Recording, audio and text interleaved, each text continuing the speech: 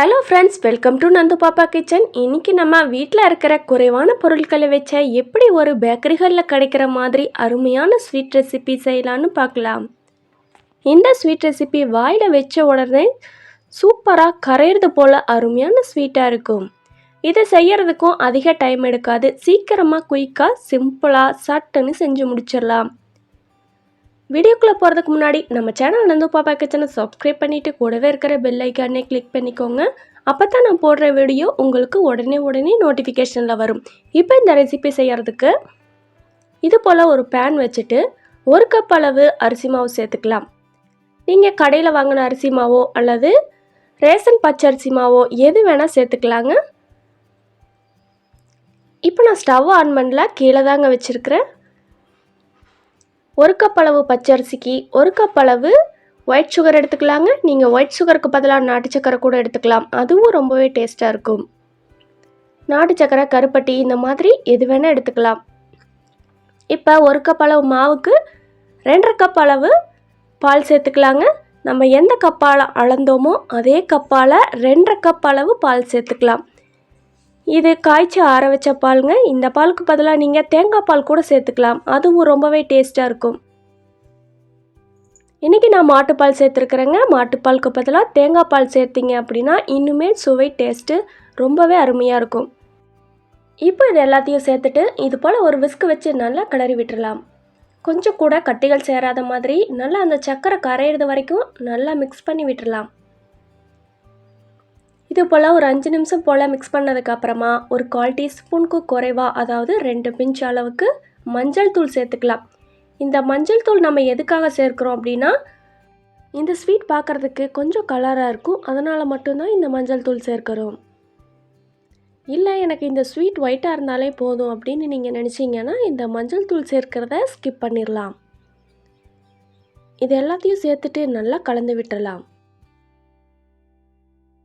இது ஒரு 2-3 நிமிஷம் போல் நல்லா கலந்ததுக்கப்புறமா சர்க்கரை எல்லாம் கரைஞ்சி வந்ததுக்கப்புறமா இப்போ ஸ்டவ்வில் வச்சிடலாம். இப்போ ஸ்டவ் ஆன் பண்ணிவிட்டு ஸ்டவ்வில் வச்சுட்டு இது போல் மறுபடியும் கை விடாமல் கிளறிக்கிட்டே இருக்கலாங்க.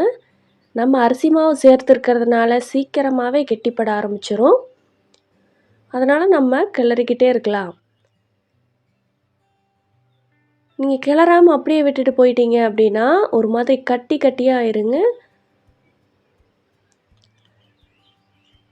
இது போல் நல்லா கிளறி விட்டுட்டே இருந்தோம் அப்படின்னா ஒரு 5 நிமிஷம் போல் சீக்கிரமாக கெட்டியாக வந்துடும்.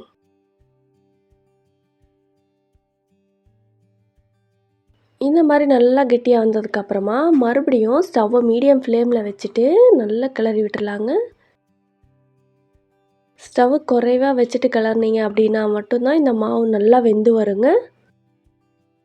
அப்போ தான் நம்மளோட ஸ்வீட் அரிசி மாவோட வாசனையெல்லாம் போயிட்டு நல்ல மணமாக பால்கோவா டேஸ்ட்டில் நல்ல மணமாக இருக்குங்க. இந்த ஸ்வீட் செய்யாது ரொம்பவே சுலபமாக செஞ்சிடலாங்க, அதிகமான டைம் எடுக்காது. 15லேருந்து 20 நிமிஷத்துக்குள்ளேயே சீக்கிரமாக செஞ்சு முடிச்சிடலாம். இப்போ இதுக்கு நெய் 1 டீஸ்பூன் அளவு இது போல் ஒரு கரண்டியில் நல்லா காய்ச்சிக்கலாங்க. 1 டீஸ்பூன் அளவை நெய்யை சூடாக்கிட்டு அதில் ஒரு கைப்பிடி அளவு முந்திரி பருப்பு சேர்த்துக்கலாங்க. ஒரு 10லேருந்து 15 முந்திரி பருப்பு அளவு சேர்த்துக்கலாம். இதில் நீங்கள் எந்த நட்ஸ் வேணால் சேர்த்துக்கலாங்க, உங்கள் விருப்பத்துக்கு தகுந்த மாதிரி.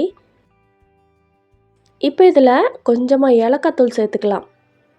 1/2 டீஸ்பூனுக்கு அளவுக்கு ஏலக்காய் தூள் சேர்த்துட்டு இப்போ நம்ம நெய்யவும் இதில் சேர்த்துக்கலாங்க. இதுக்கு மொத்தமாகவே 1 டீஸ்பூன் அளவு நெய் மட்டும் சேர்த்தா போதும். இல்லை நெய் சேர்க்கிறது எனக்கு விருப்பம் இல்லை அப்படின்னா இதையும் கூட நீங்கள் ஸ்கிப் பண்ணிடலாம்.